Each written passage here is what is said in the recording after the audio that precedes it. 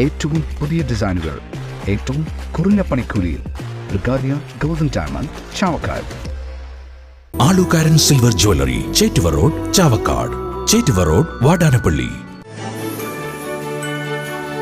ഏവർക്കും circle live ന്യൂസിന്റെ Christmas പുതുവത്സരാശംസകൾ.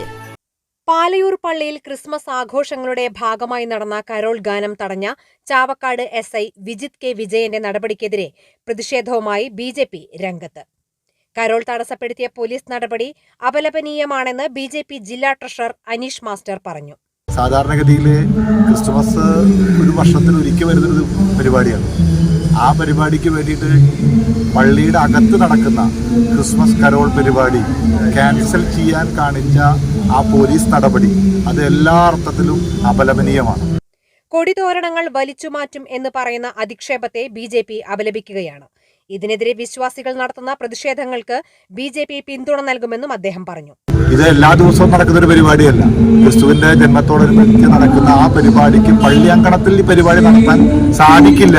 നിങ്ങളുടെ കൊടിതോരണങ്ങൾ വേണമെങ്കിൽ വലിച്ചു മാറ്റും എന്നൊക്കെ പറയുന്ന ആ അധിക്ഷേപത്തിന് അങ്ങേയറ്റം അപലപിക്കുവാൻ പാർട്ടി സമയം വിനിയോഗിക്കണം. മാത്രമല്ല, ഇതിനുവേണ്ടി പള്ളി കമ്മിറ്റിയും വിശ്വാസികളും നടത്തുന്ന എല്ലാ സമരങ്ങൾക്കും പരിപൂർണമായുള്ള പിന്തുണ BJP അർപ്പിക്കാൻ ഈ സമയം.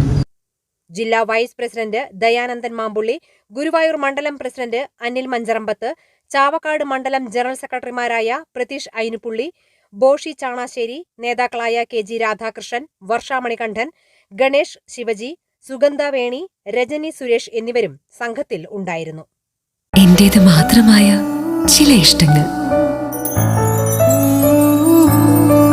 അണിയുമ്പോൾ ഞാൻ ആസ്വദിക്കുന്ന സ്വർണ്ണാഭരണങ്ങളിലെ സവിശേഷത. എന്റെ ആഭരണ കളക്ഷനിലെ ഒന്ന് മാത്രം മതി മറ്റുള്ളവരിൽ നിന്ന് വേറിട്ട് തിളങ്ങാൻ.